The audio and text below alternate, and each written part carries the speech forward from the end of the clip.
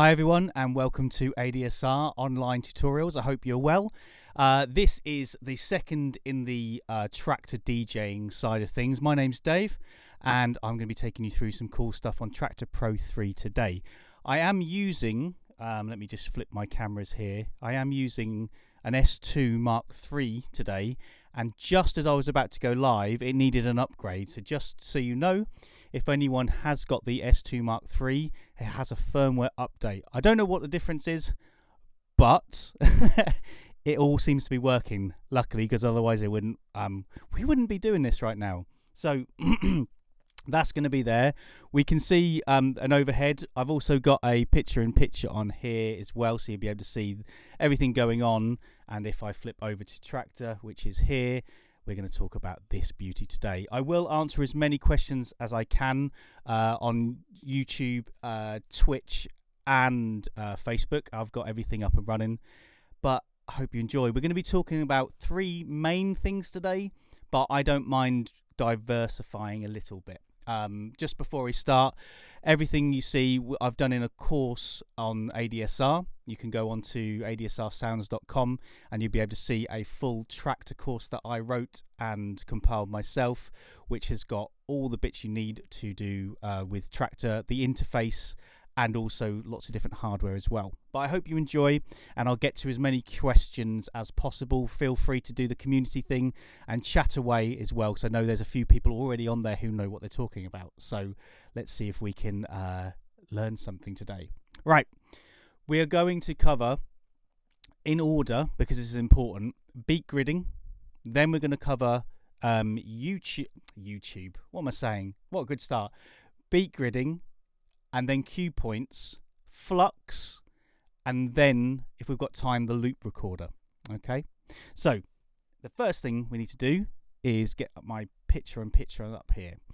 So we're going to talk about cue points in a minute, but the reason why we don't want to do cue points first is because they get attached to the grid, and the grid has to be right. And I know a lot of people still have problems with this, especially if they've just started and they want to use sync, which is entirely up to them.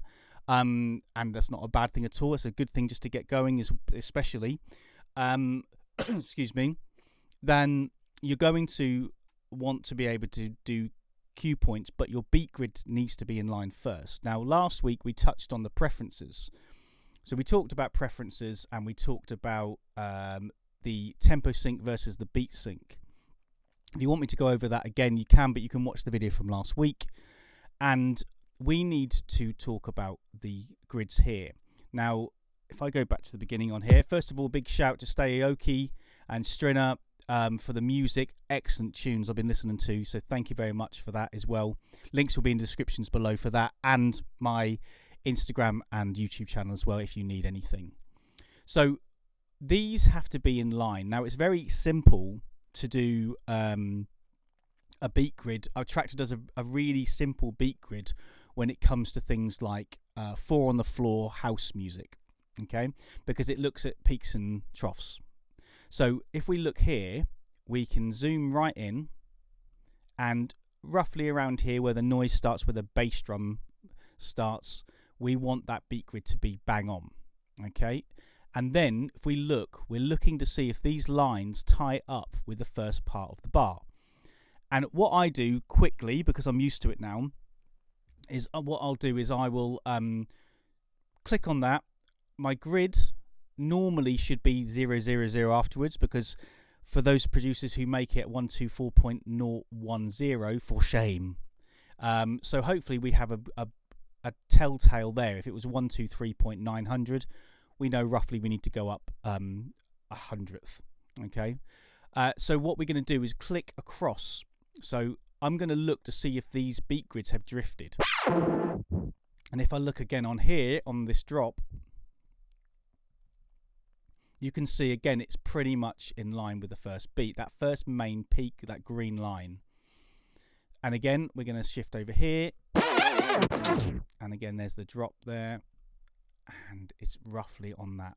So I would say that this is spot on. Okay, and the way to do that is we have a click or a tick. Now, it's really hard to show you whilst I'm on here, but I will do my best. And remember, it is live, so anything can happen. Okay, so what I want to do is... I hope you're all well and safe out there. I'm very tired because it's lots of stuff going on at the moment, but I all hope you're well and safe. And as I'm talking, I forgot what I'm doing. So let's just close that for a minute. It's going well.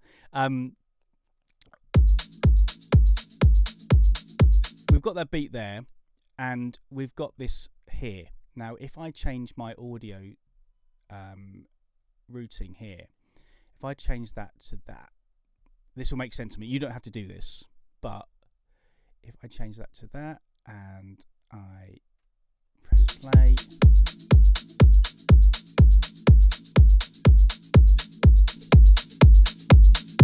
hear that on the left hand side.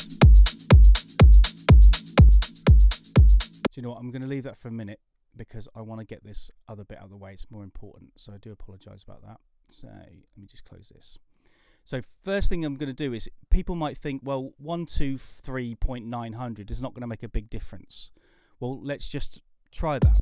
So if I type in 123.900 here, now as you can see, it looks exactly right here. But if we scroll along, it starts to move out, even that tiny amount. So here looks fine, there looks fine, and again I'm looking at these lines on there, doesn't look too bad, but then when I get to here, you can already see they're going out. And what I mean by that is that line there should be here. So there are a number of different ways you can beat grid. You can use this and these. Now what the difference is between these and these is, this is a concertina effect that pulls it in from the beginning, like it anchors. So wherever we put our grid marker here, this number 1 for instance, it's going to pull it out there. So I can now move this in and out. Now again, this doesn't look like it's moving, but if I go right to the end and I start moving this, you can see they're shifting. And what I'm trying to do is get that so they're all on the beat. Now this can take a while because you can see it's all really finely tuned. But if I type back in 124 and enter, you can see that they all go back to where they should be. So this is accurate. Okay.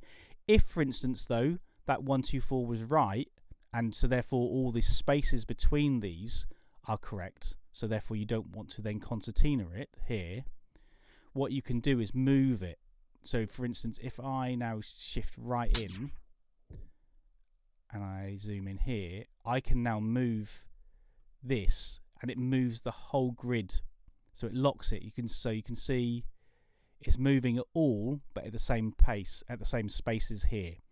Okay, so we want to get it right. If, for instance, you mess up completely and it's all really shoddy, the best thing to do is shift and your hotkey, and then look, it's snapped back. So I'm going to trust that. I'm going to press 1. I'm going to go to Q, and we're going to go to grid, and you can see it snaps back to there. So we know that's dead right. We're going to go back. We're going to go on to Q points in a bit, but we know that that's right there, and it does make a huge difference, even just a tiny little bit. So if we do this one here, and again, all I'm going to do first is just look at these lines and see if they're in line, which they look right. And again, using the spectrum is really easy for this. So you can see that line's there, dead on. Perfect. So that is fine. So therefore, if we now press sync on both of these, and I'm going to sync this to 124, and if I press play on both of them,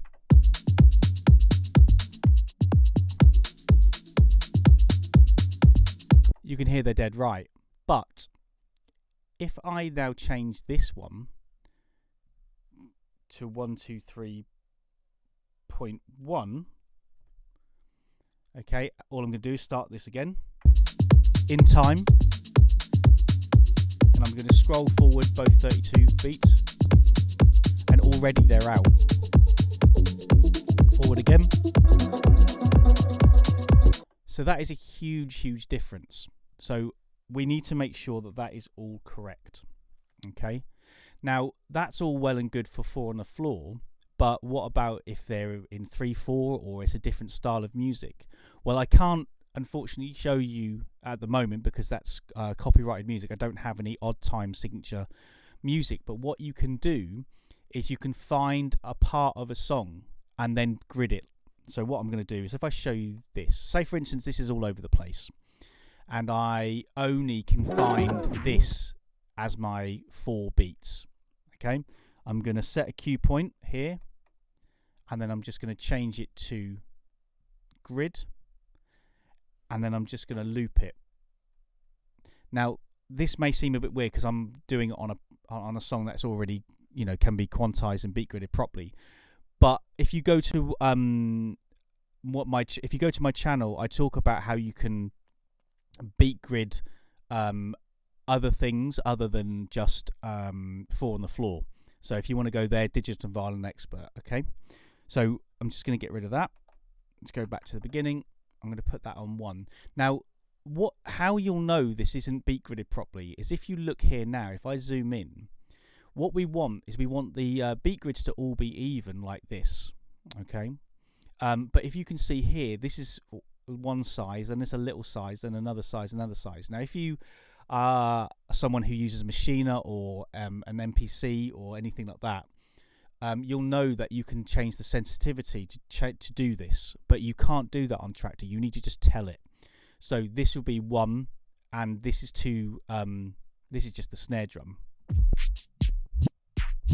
Okay, so we need to make sure that 1 here talks to our grid, and you can see then it gets rid of that and assumes it's the biggest one here, which it actually is. So that's part of the beat grid, and it's quite confusing and you need to get used to it, but once you get the hang of it you can do it quite quickly.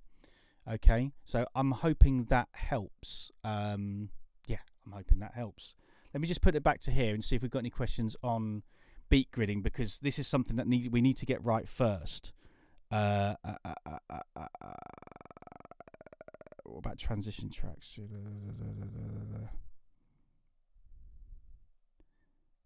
Okay, sorry, I know we're live. I just want to make sure there's nothing on beat gridding, which there isn't at the moment. That's cool. Okay, but once the beat grid is right, then we can look at cue points. But the thing is, cue points are attached or can be attached to the beat grid if you have it on automatic snap. So let me just flip back to here. Now, if I want a beat grid here, okay, and I press number 2, let me just put my picture back up. I press number 2, you see it will instantly snap to the nearest grid, okay? But the problem with that is I wanted it here. So what we can do is we can take snap off, or if you're on an S2 Mark III, is shift and quantize. You see it goes on and off. And now I can then press 2 and it will go from there, and I can put quantize back on. Okay, and it's there. Now if you've got sync on, quantize and sync will push or pull that song. So if you take it off sync and you take it off quantize, you see you can flip between the two.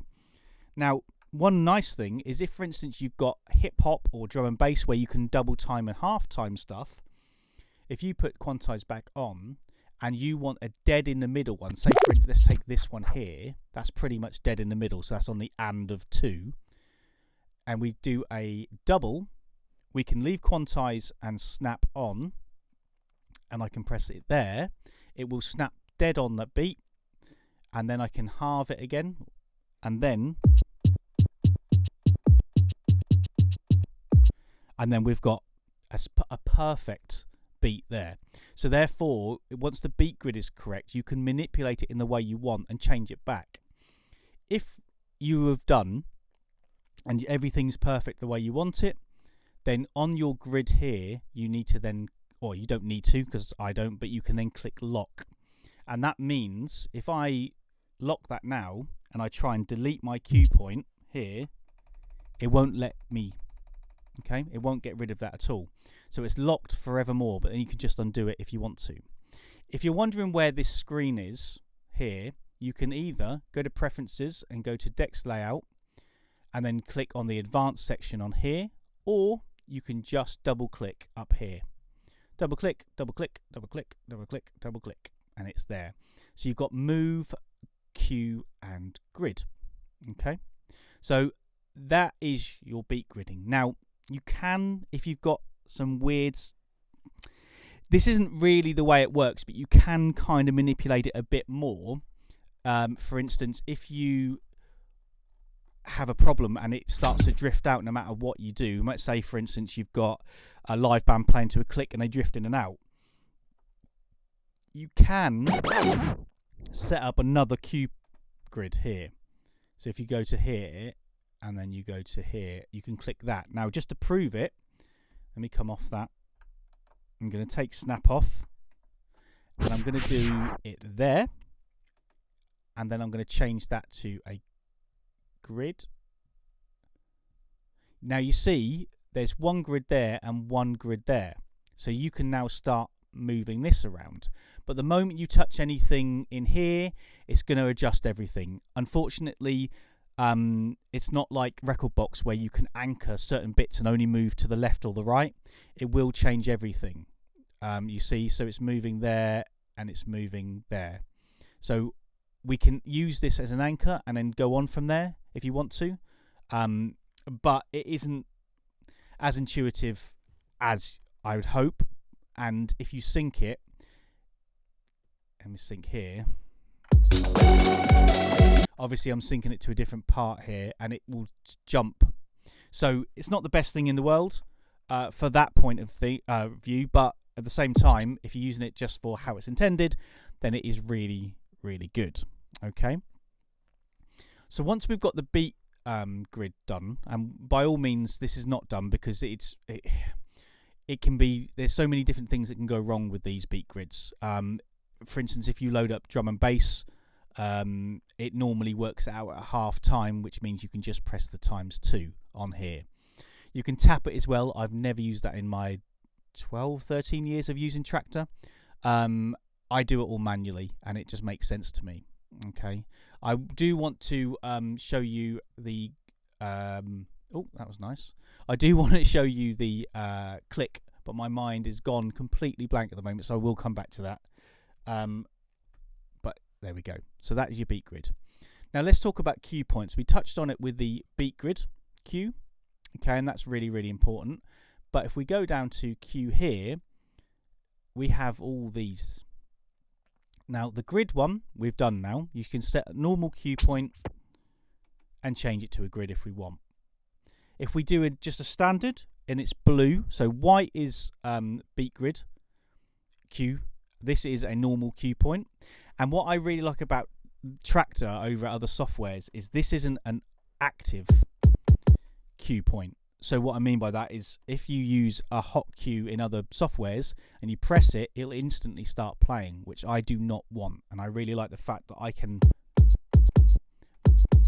hold it as well, which is really cool. I like that. But that's blue. And then what we've got is if I set another one here, we have a fade in, we have a fade out.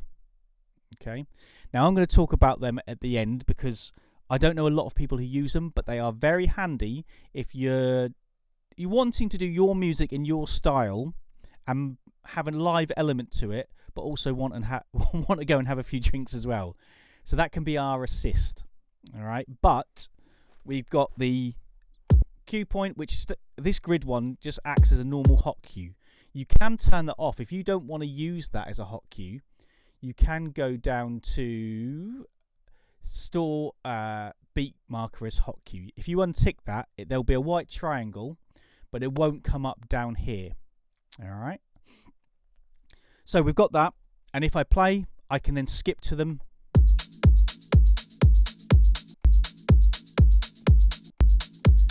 Now you can hear that's being a little bit out of.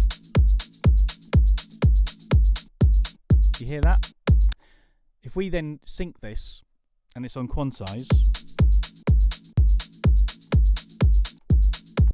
okay, it's a lot better.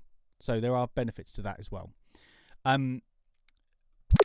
You can put these anywhere. Now what I do with this, when I'm doing a DJ set and I've got some new tunes, I'll listen to them for a long time first, and then I'll come up with where I want to break the song up. Now nowadays we've got 8 hot cues, which is brilliant. Before we used to have 4.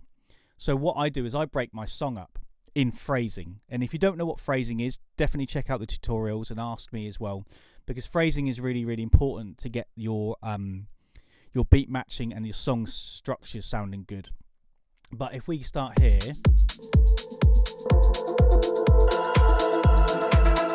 I just want the breakdown.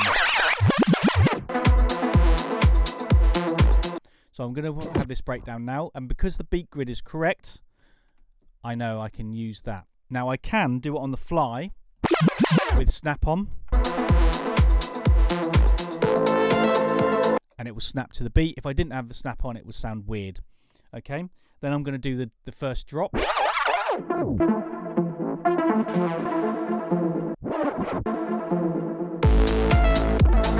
Second breakdown.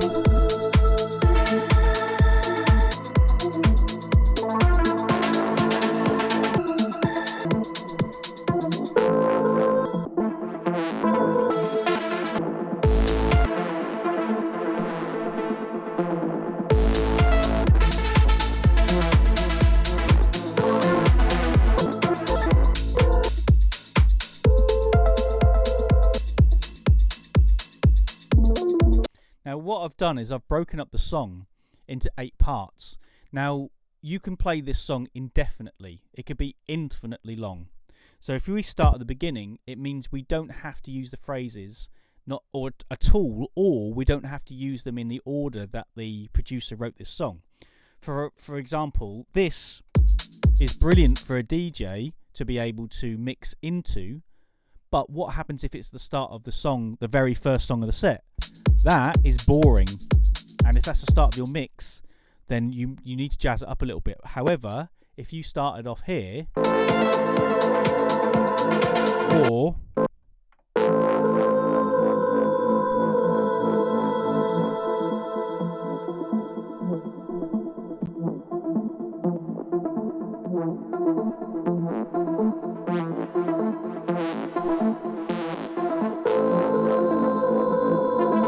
and then we're going to skip back to number 3.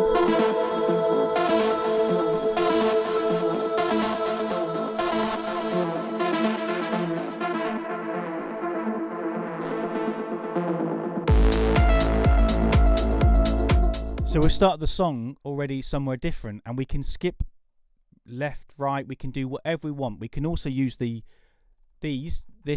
but that's only left and right, whereas we can jump these around.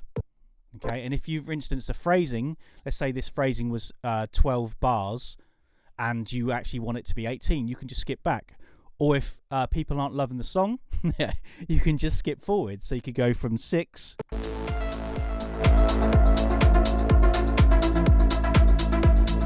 One, 2, 3, 4. And no one knows any different unless you're the producer and then gone, why have you just skipped through my whole song? And you can go back to it.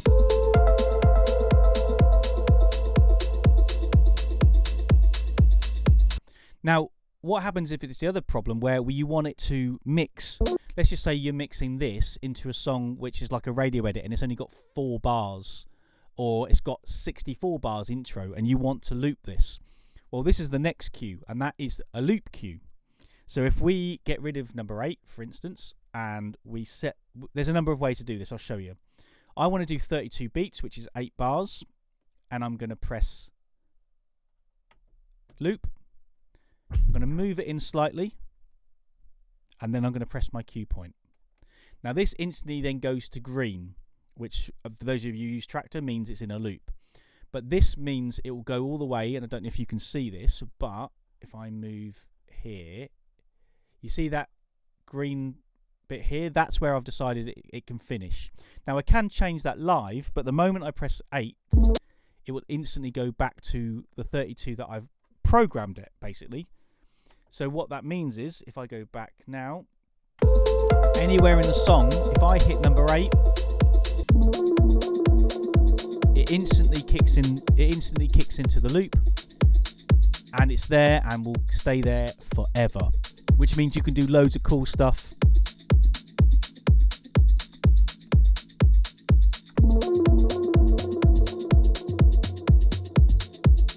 And you can have this going forever and really milk it if you're playing some really mellow techno.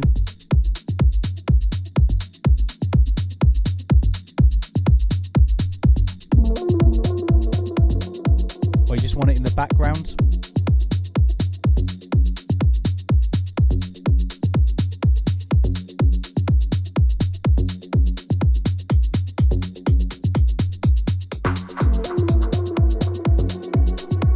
You get the idea. Now, what happens if you set a cue point, a loop cue at the beginning? Because if we get rid of that one, let's go to 2. Now, the other way of doing something is let me deactivate that, is we can set a cue and then change it. So if I do 16 and I do, where's my loop? There, that will then set it. So if you notice, active isn't active. Okay, so what that means is if we go into here, it actually just goes through it as normal. So it plays the whole song through, and it's only then when you press 2 and go back to it will it then be active. But what happens if you want it to sit in there, say for instance right towards the end, and you want it to, the moment it goes through, it becomes active? Well, this is where these buttons here are useful. So if you, instead of pressing loop, which activates an auto loop, you click there, active. Now, you can't see it at the moment, but if we get to number 2,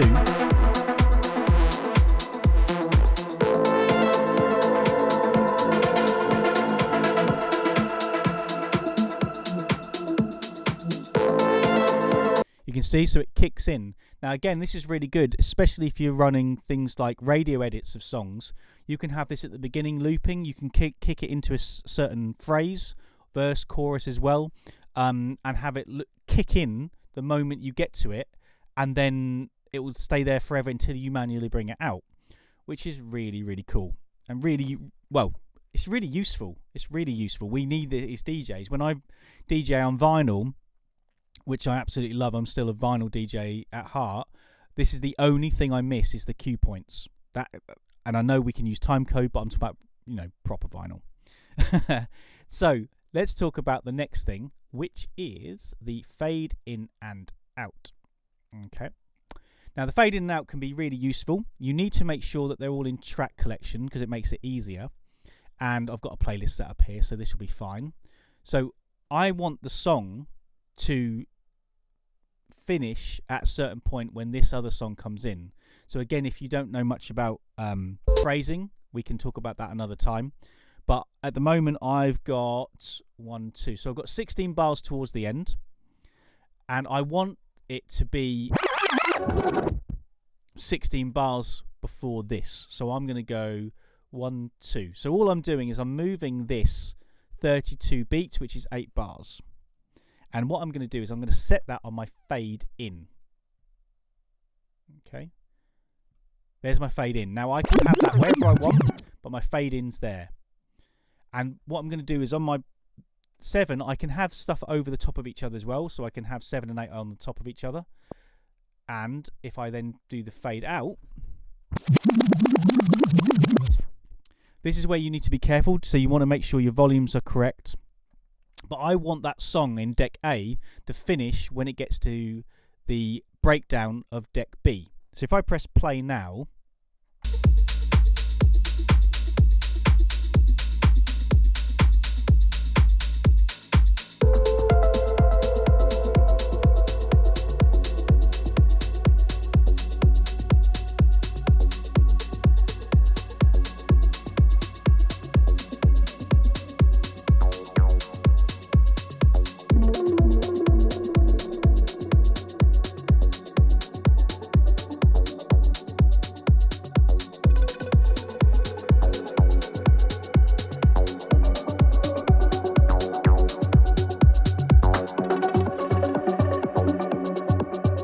So what that's done is that's kicked in to the exact point that I wanted it to. Obviously, you have to do this in advance. You have to prep this all, but it is really useful, especially when you're practicing. You're working out your phrasing, and you can then start by using these fade in and outs. What's really cool, though, is if, for instance, you decide to... where is my loading? If I want to load next to end of track, okay, and I've got a playlist set up, I don't have to ever touch this. Obviously, it means that I still need to do volumes and EQs and effects and stuff, but it means it will just go down. So now, again, if I set up something here, let's just go towards the end here. Let's just say it's there. And I want to set a fade out. There. And I want to do a fade in there. Okay. Check your beat gridding, everything's fine. Your cue points are all set up. So it kicks in. Obviously, you'd want it to be slowly blended and stuff. But watch this track in deck B.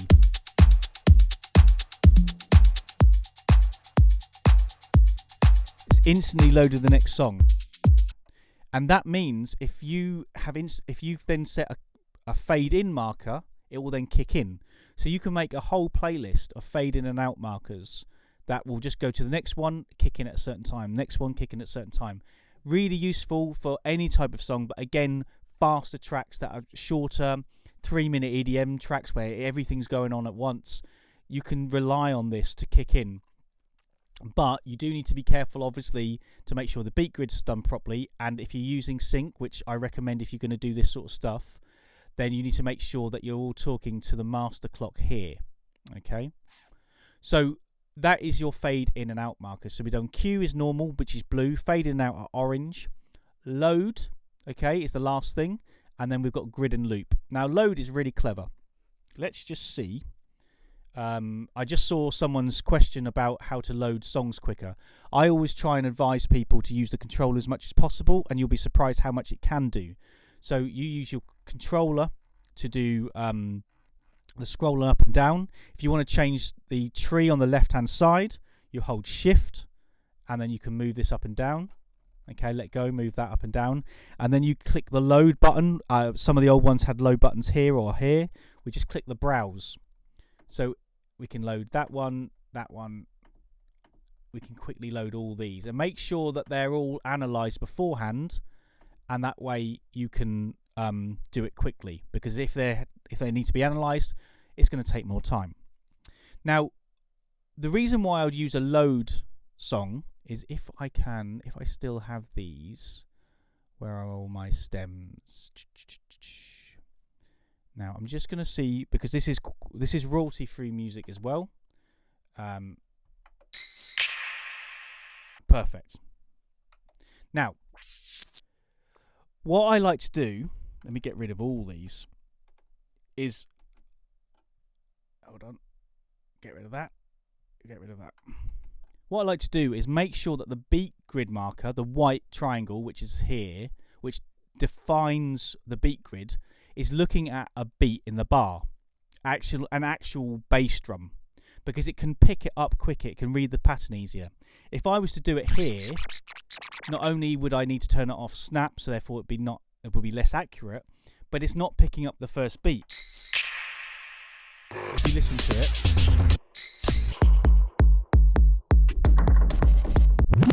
okay.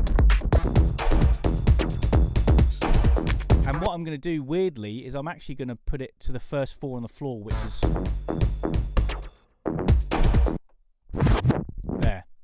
Now, what I'm going to do is I'm going to use that as one of my out cues, so number 7. I'm going to change that to a grid. But if I load that song up, it will load up here, and I don't want it to. So I can just go back to the beginning by Shift and Q. I can press number 1. I'm going to change this into an orange lollipop. And now, or yellow, depending on your eyeballs. Now, when I load the track up, it will load up at number 1, but I'm happy that it's been beat gridded at number 7. Now, and this may sound weird, but it's just the fact that you might not always want to beat grid the start of the song. Say, for instance, we've got a whoosh sound. I wonder if we've got... Here we go. Now, that's going to find... they keep locking. Hold on a second. Now, Traktor's going to find that difficult to grid this because there's not a lot of up and downs. But if we go to the first beat, there, it will find it easier. So we're going to do number 2. We're going to make that the grid. Then we're going to go back, hit that as number 1, so we're at pretty accurate, and then make that a load. So now I can use sync here to sync it in with this one. Hopefully by the time it gets to number 2, it'll be alright.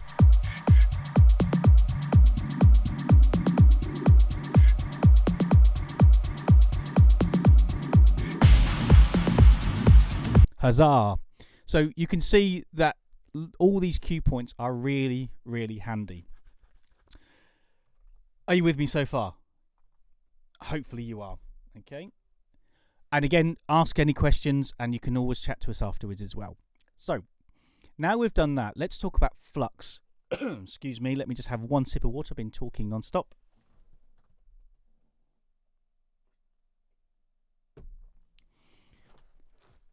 With flux, it's the same as you Pioneer and Denon users out there. It's called slip mode. So, and not flip mode by Busta Rhymes. This is slip mode. Now, flux uses the cue points quite usefully as well. So, if we now, for those of you who don't know what flux is, let me just load up Strino again. If I press play on here, and I stop, and I put my finger on the top, obviously it stops. You know, we can scratch it and stuff like that. Now what happens is, obviously the song will then stop and start where I've stopped it. So you look at that, if you look at this part here, this is my needle. So that's what's playing. Yeah, it starts there. But if we put it into flux mode, and I press there, you see that blue line that goes across? That song is actually keeping going, so the phrasing is still going correctly. And the reason why that's important is if you want to do some cool stuff. So we've got this coming up. Yeah, we've got that coming up. So if I start it here and I do something like this, obviously that then throws it backwards and it messes up my phrasing. And if I'm beat matching this to another song, they're not going to sound nice afterwards. However, if I do a spin back with flux on, check this out.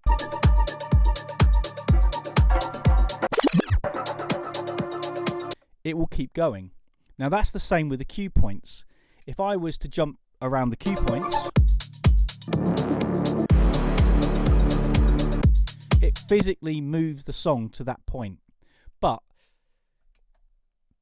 if I'm having flux on, then what I can do is it will only temporarily jump it back to the cue points unless I let go of these. So if we press play,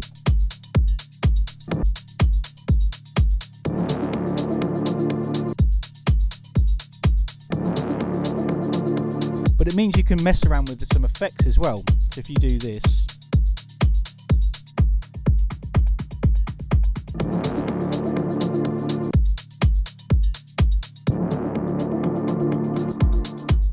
you see, and it tails on over the top of it.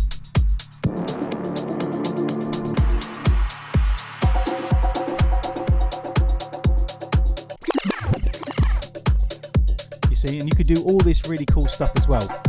Now with loops, which I haven't gone into, we can do some cool stuff as well. I should stop saying cool. We can do some stuff as well. So if I wanted to get to number 4, and let's just do it without flux first, I can then take this, set a loop, and this is the beauty. This is the beauty of having the cue points set up in advance.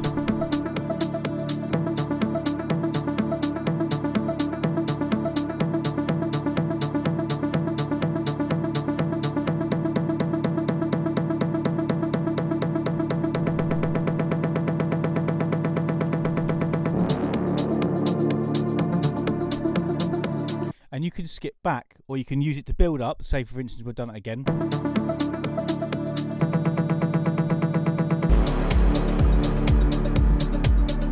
Okay, so you can do that, and if you have flux on, you can then hold this loop down. So you can do little, same as Beat Masher.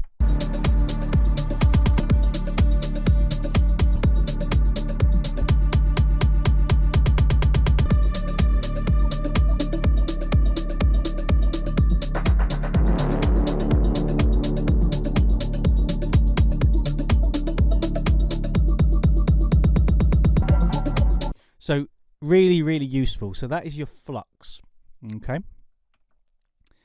And lastly, but not leastly, we've got the loop recorder. Now, it's a bit of an odd one to stick with the cue points and beat grids because they're a lot more, shall we say, at the beginning of learning Traktor, but at the same time, very, very essential. And to be honest, we don't need loop recorders, we don't need remix decks, we don't need stems, we don't need all these fancy things.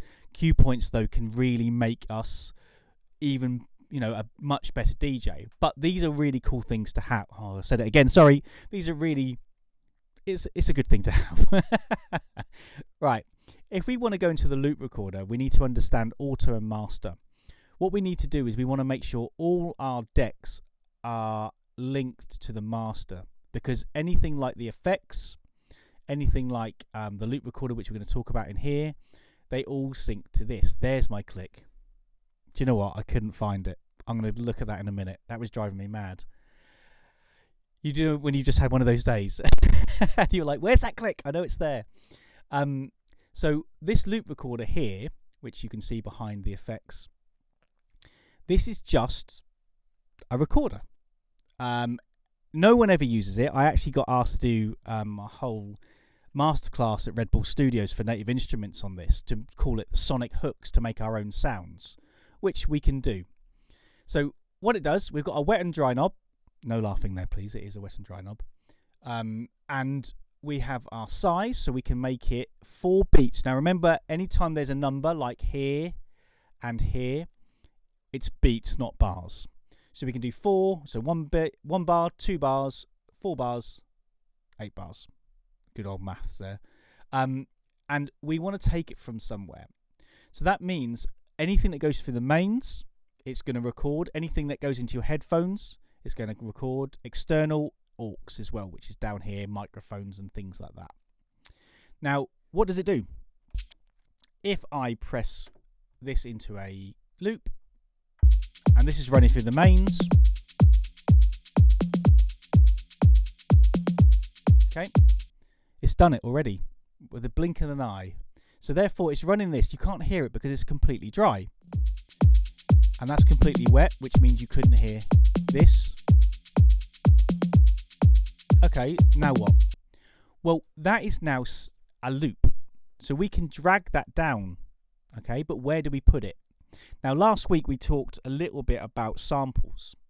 So what we can do is if we go to decks layout, put 4 decks on because we're greedy. Okay, I'm just going to have sync on, quantize 1. We'll do a full video on this as long as ADSR wants it. We're going to do a full video on remix decks because, as some of you know, this is my favourite thing of all time when it comes to this sort of stuff. Now I can drag that down into there. So now if I press my samples, I've got this here. And I've got this forever. That's really cool. Do you know what? I'm sorry. I'm just going to give up trying to stop saying it. Now, the thing is, this loop recorder can record anything that runs through the mains. So basically, it will record automation in a sense that it will bounce it, but it won't record it won't actually record the physical movements, and it won't replicate the movements. But in the sound wise, it will. So if we delete this one, and I'm going to make it a bigger size here, I'm going to press play on here.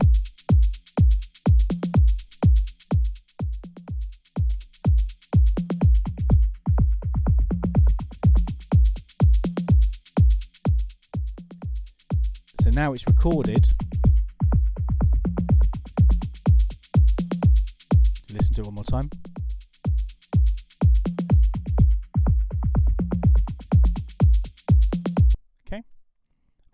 dry for a minute and delete that. So now if we hit the sample one,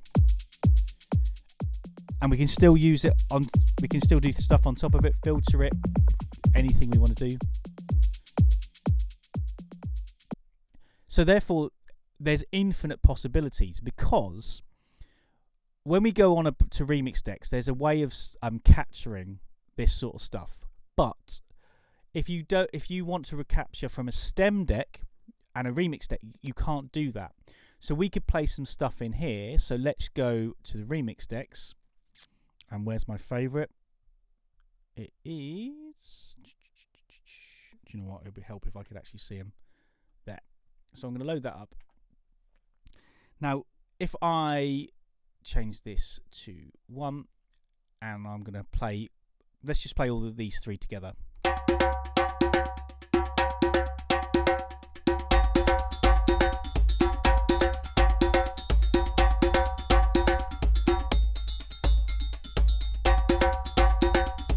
So we're playing all 3 of those, and it's running through the mains.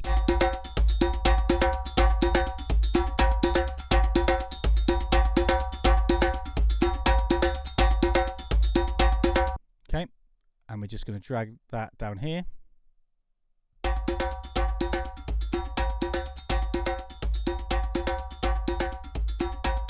And voila, it works. So there's endless possibilities. The effects work on it, all sorts of stuff. Now, I want to warn you that this does something crazy, and I don't know why. I don't know why I did this. If you notice, I always record it once and then stop, delete, and then record the next one, because this is what happens. If I record this,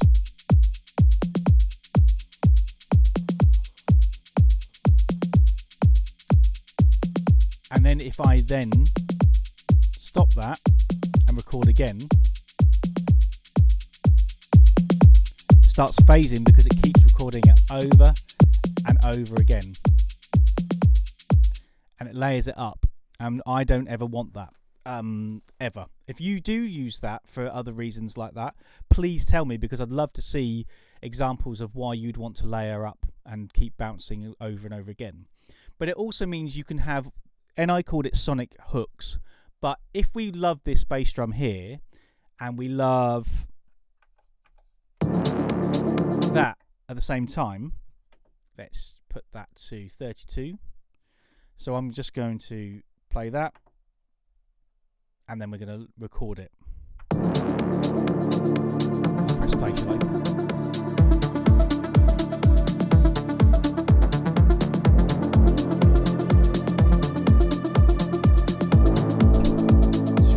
Time round, and it's all quantized.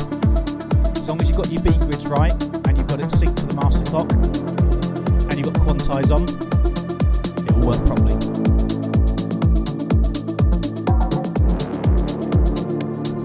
So now what we've got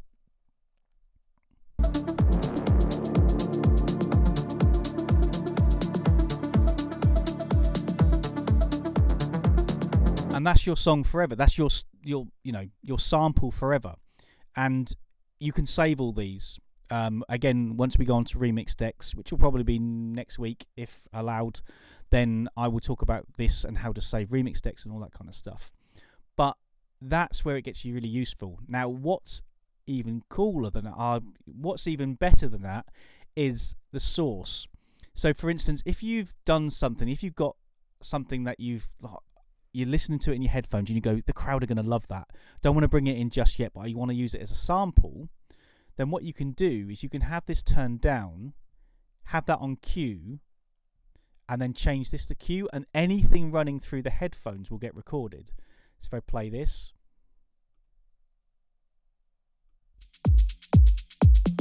this is genius. This is really, really genius, because I throw in a lot of bits and pieces when I'm DJing, and acapellas and vocals and things like that, and it just means it's there. I can drag it down, and then I can then put it over.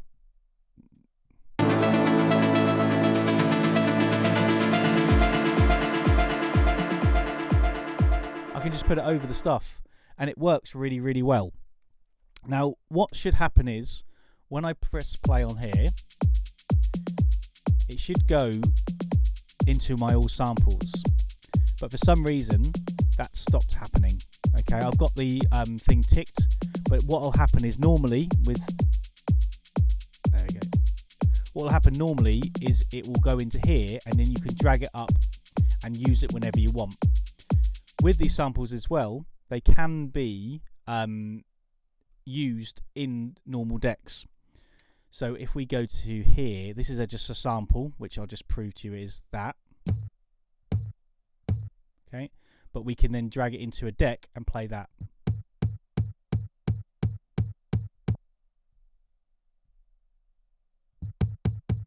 And why you'd want to do that is once you record something like vocals from here, then we will be able to then take that, save it, and then drag it into here.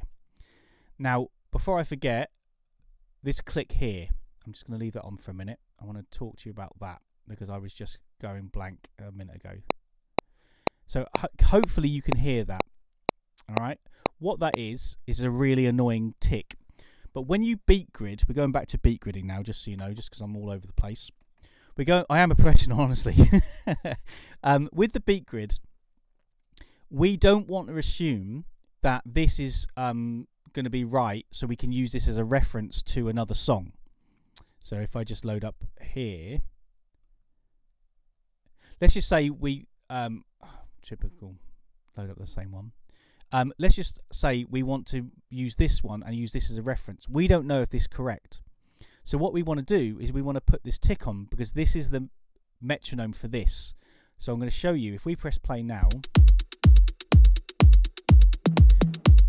and if I move this,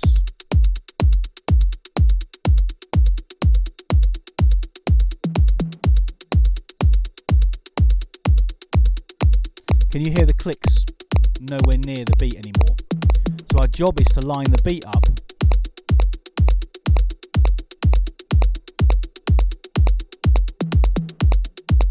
And this is why it still doesn't work, so we change that to this.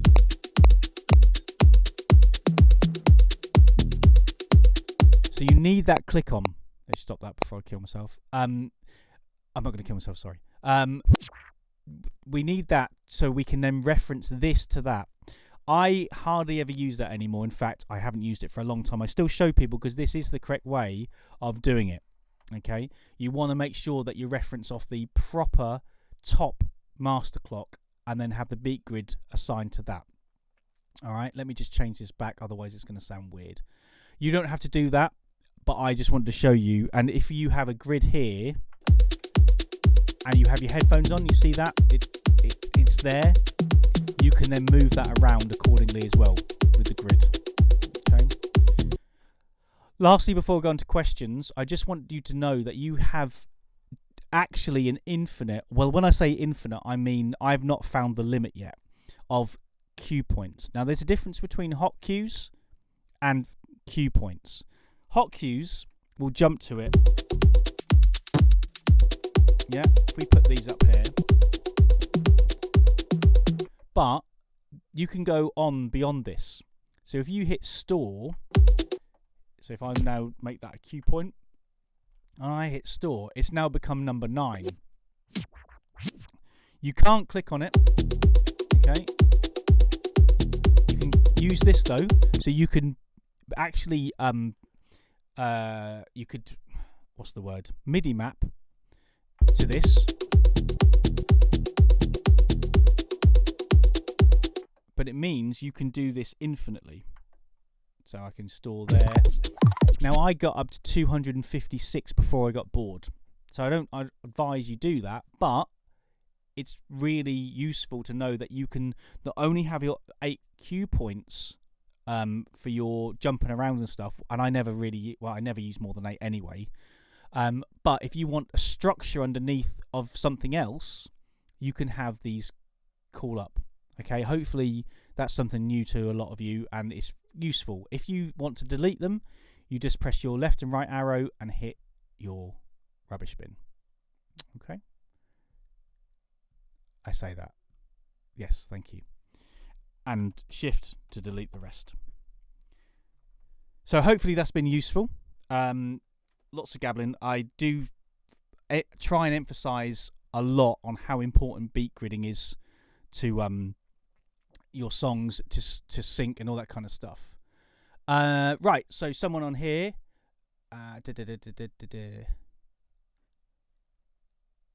We've got no sound. That's weird. Hopefully you all heard that sound.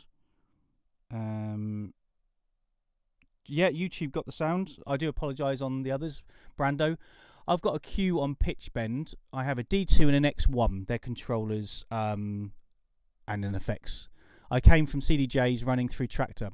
I have a tempo sync on one, but use sync, etc. or masters. I find sometimes when I pitch bend, everything just goes miles out, even a tiny nudge. Same as just nudging forward on the CD platter. I can't understand why. Even if I'm nudging back slightly to fix it, it's just totally out of sync. Any reason for this? Do you know what, Brando? I really want to answer that question, but I'm going to have to read that again. So you got D2 and X1, right? Okay, I've came from CDJs, blah, blah, blah. Right. I have a tempo sync on, but just use sync, etc. or masters. So you have the tempo sync on, right? Okay. I find sometimes when I pitch bend everything, it just goes miles out of nudge. Right, okay. Double check your percentage.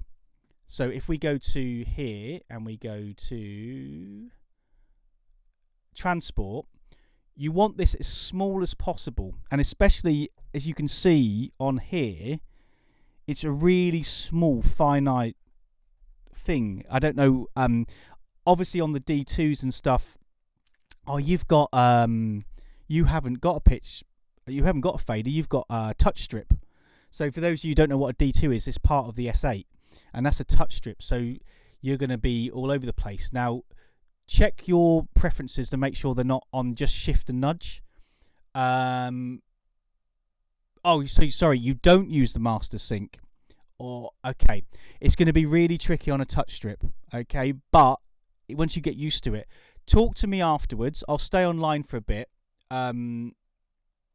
But this is a pitch bend strip. Yeah, absolutely. It's annoying. You can change the settings for the pads to a quarter of a beat, an eighth of a beat, a 16th of a beat, to use a little beat jump to try and get around that as well. But if you want to speak to me afterwards, I can answer. In fact, because I'm only on YouTube. If you go onto my Digital and Vinyl Expert Instagram, then we can have a chat there, and I can see if I can help you out. Okay? Questions. Right. Let's start from the top. Hello, everyone. Is it possible to use effects, send effects with Zone 6 and K2 connect via X-Link? I followed the steps in Nations, but no result. With X-Link, it doesn't really work like that. That's something that I would need to delve into. And unfortunately, and I mean unfortunately, I don't have a Zone 96, and I absolutely love that mixer. It's my second favourite mixer after the V10 Pioneer. But again, connect with me on Instagram, and I'll more than happily try and help you. How can I connect my Roland D50 to my Machiner? That's for a Machiner thing, but again, chat to me and we'll see what I can do. But this is for Traktor at the moment. My samples are so slow, unlike Serato DJ is really fast. Do you mean in the remix decks? Again, I want to answer the questions, but I don't want obviously take up too much of people's time. If you've got any questions that you need to elaborate, again, contact me and I'll happily help you. Can you help? Can tap help tighten up the beat grid using the D20? Yeah, it all depends on how good your fingers are. I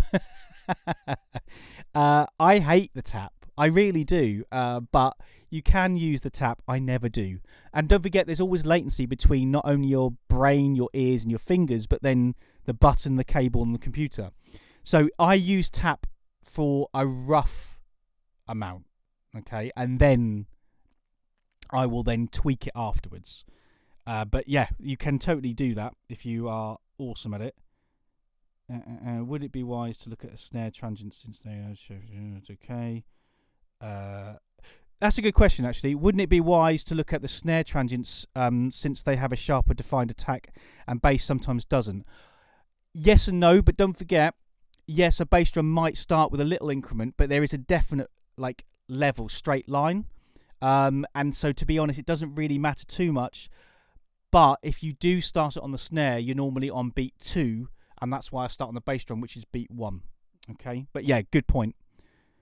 There are lots of tracks.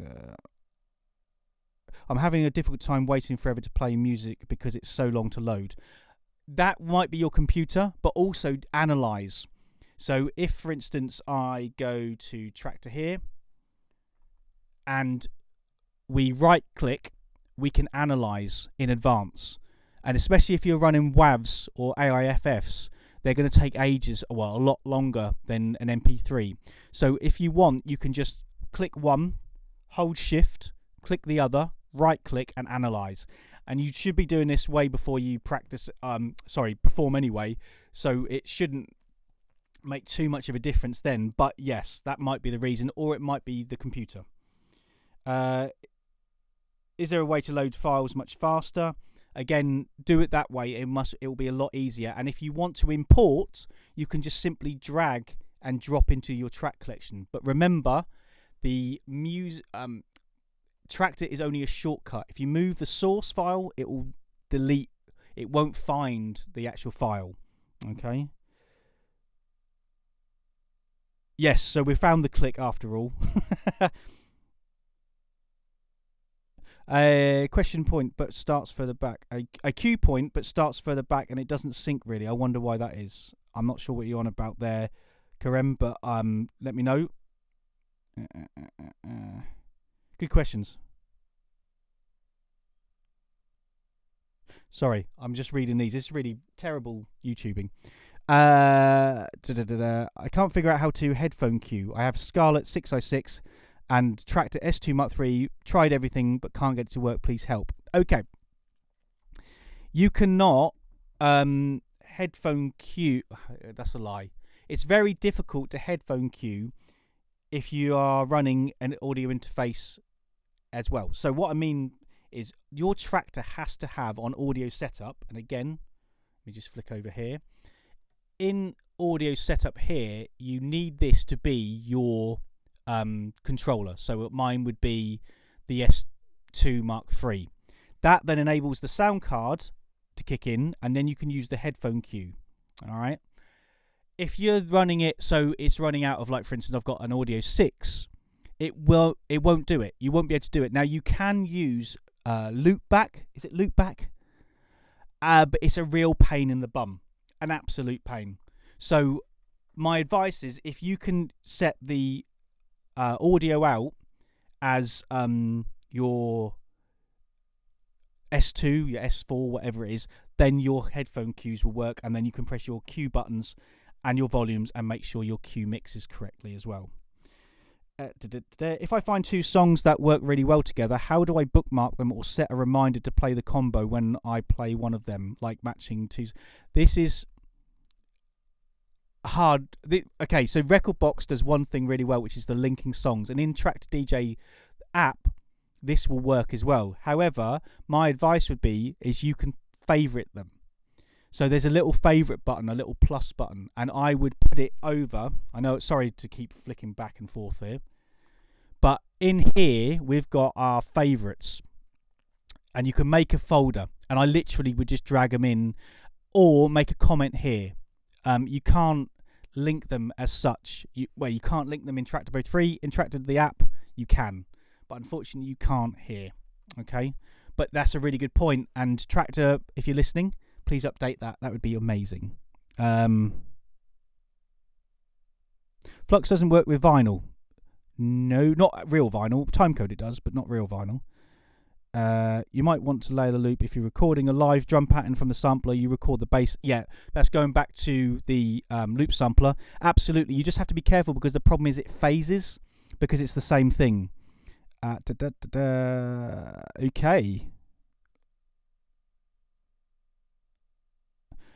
DJ Tumbeo, how are you? I thought Tractor was going to be discontinued. I hope not. because I use it a lot. I'm using the S2 Mark III controller, so how do I trigger my own samples using the cue pads? That is the last question, and it is, I showed you this just a little while ago, but if we go back here, put picture on, it's these pads here, and you just press hot cue. So it runs the top four of there, or I've got my loop recorder here, so again I can press this, I can then press that. Okay, or if I'm here, and I can mute it so you can still see it's going underneath, or if I hold shift and I press the button, it will stop. So let me just put this back. So I just want to say a big thanks to ADSR for having me. My name's Dave. If you can follow me on Instagram, Digital and Vinyl Expert, and I'm also on here on YouTube as Digital and Vinyl Expert.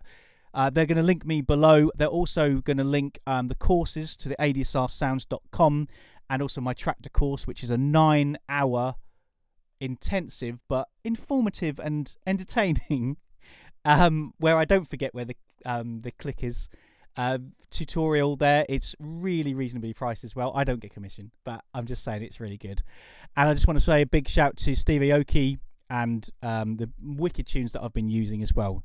So thank you very much. I hope you've enjoyed it, and I will be on YouTube. In fact, I'll stay on YouTube for 5 minutes afterwards as well if you've got any more questions.